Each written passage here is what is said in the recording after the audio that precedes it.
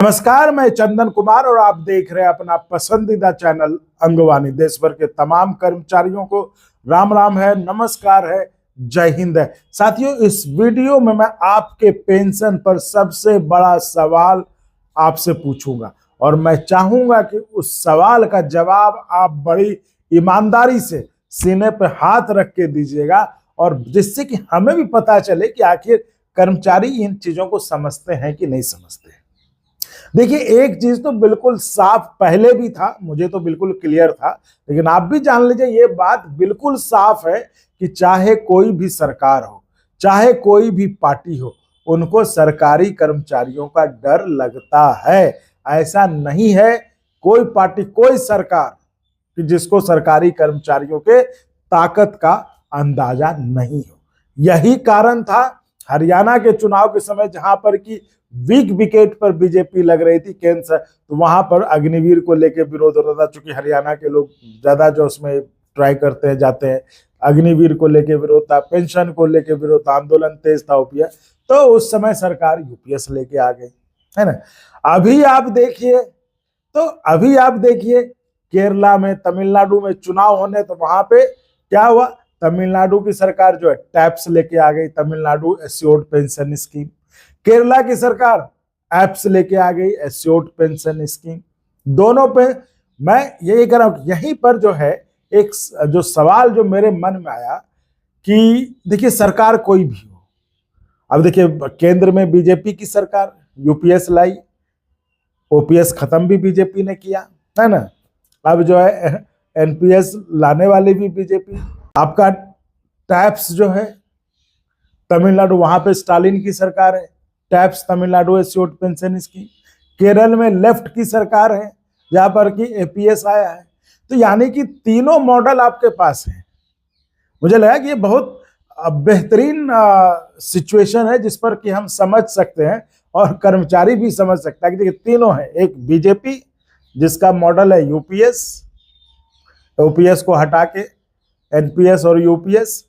एक तमिलनाडु स्टालिन जी का मॉडल है जो कि है taps Tamil Nadu assured pension scheme, और लेफ्ट जहां पर केरला में, जहां की लेफ्ट की सरकार है, वहां पर जो है ये एपीएस आया है, एपीएस एश्योर्ड पेंशन स्कीम। तो ये बनता है ना कि आखिर इस तीनों में क्या अंतर है ना।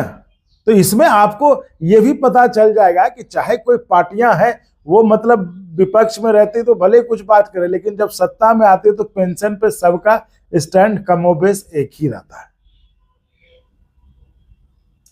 अब आप बताइए, इन जो अभी हम अगर केरला जो अभी कल परसों आया उसकी हम बात करें, एप्स एश्योर्ड पेंशन स्कीम में इसका जो सबसे बड़ा फीचर है, जो हमने जो लोगों से सुना भी और जो पढ़ा भी, देख भी रहे हैं, जो उस पर रिएक्शन आ रही है, 50% पेंशन की गारंटीड, 50% पेंशन एश्योर्ड।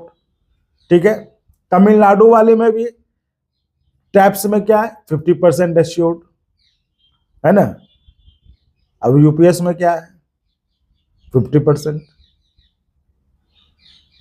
तो जो चीज टैप्स और एप्स में आप बता रहे हैं कि जो उसकी बेस्ट चीज है वो 50% एश्योर्ड स्कीम है, और वो जो है पेंशन है। और इसको लेकर मतलब तमाम लोग जो यूपीएस का विरोध कर रहे थे, वो लोग ये भी कह रहे हैं कि भाई ये सुधारों की दिशा में एक बड़ा कदम है, ओपीएस की राह में एक बड़ा कदम है, ओपीएस की राह में एक जो कदम हम और नजदीक आ गए।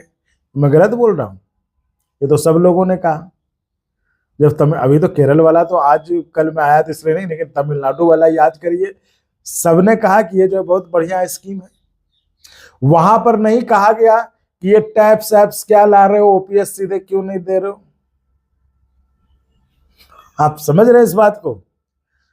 भाई अगर मैं कह रहा हूं कर्मचारी को ओपीएस मिलना चाहिए और हम हमेशा से यही रखेंगे नहीं ओपीएस ही मिलना चाहिए, तो यहां पर भी हमें कहना चाहिए कि ये टैप्स एप्स क्या है भाई, सीधा ओपीएस क्यों नहीं दे रहे हो, ये होना ही नहीं। अब मैं आपको बता रहा हूं कि इसमें जो सबसे बड़ा पॉइंट है, एप्स और टैप्स दोनों में ये पॉइंट है कि ये 50% लेने के लिए, 50% पेंशन के हकदार होने के लिए आपको मिनिमम जो पीरियड ऑफ सर्विस है वो 30 साल की नौकरी होनी चाहिए।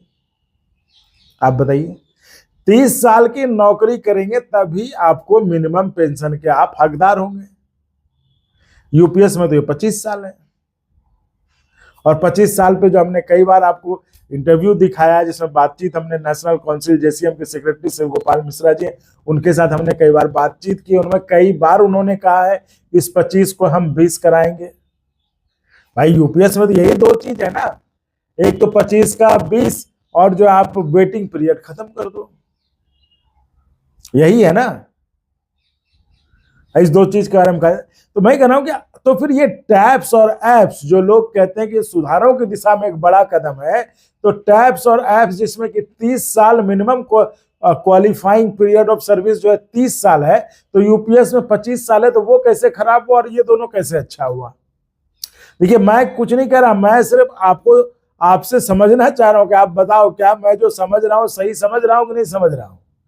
तो क्या इसमें राजनीति है? क्या इसमें कर्मचारियों को जो है लोग मतलब बहलाकर सिर्फ अपनी रोटियां सेक रहे हैं? मैं ये करूं, मेरा सवाल सीधा यही है, अगर टैप्स और एप्स बढ़िया है तो यूपीएस खराब कैसे? अगर टैप्स एप्स में 50% तो देखो जी दोनों में कंट्रीब्यूशन भी सब में है। ऐसा नहीं कि आपको 10% कंट्रीब्यूशन का जो मसला है वो खत्म है, कंट्रीब्यूशन तो आपको हर जगह देना है। टैप्स में तो है ही, एपीएस में मुझे नहीं दिखा, लेकिन अभी उसको देख लेंगे, उसमें भी ये है। और ये आपको ऑप्ट करने के लिए दिया गया कि आप चाहो तो ऑप्ट कर लो, जैसे यूपीएस के लिए हुआ था। तो यानी कि तीनों मॉडल समान है, तीनों मॉडल में एक है।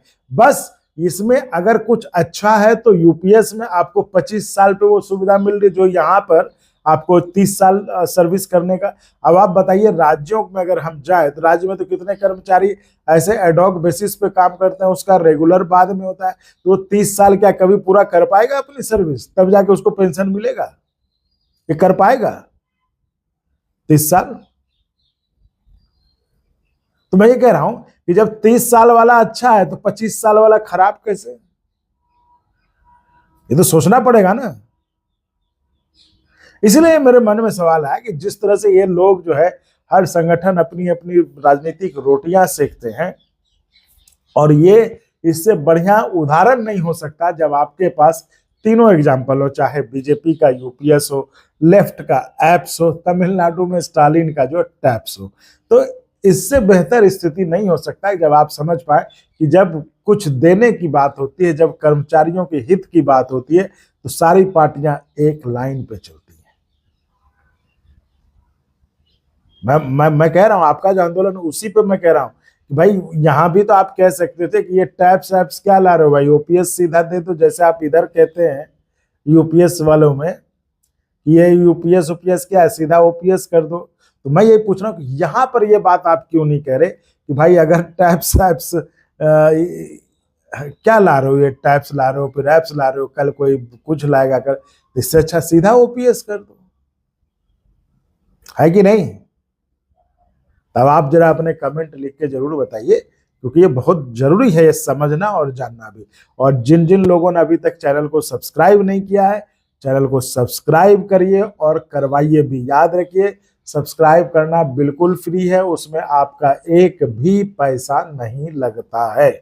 और अगर आपको लगता है कि चैनल बढ़िया काम कर रहा है, चैनल आपके लिए ही ऑथेंटिक का और कंफर्म बातें सिर्फ बताता है, सिर्फ वीडियो बनाने के लिए नहीं बनाता है, तो चैनल को अपने पैरों पर खड़े होने के लिए, संसाधनों की दुरुस्ती के लिए आप चैनल को आर्थिक सहयोग भी कर सकते हैं।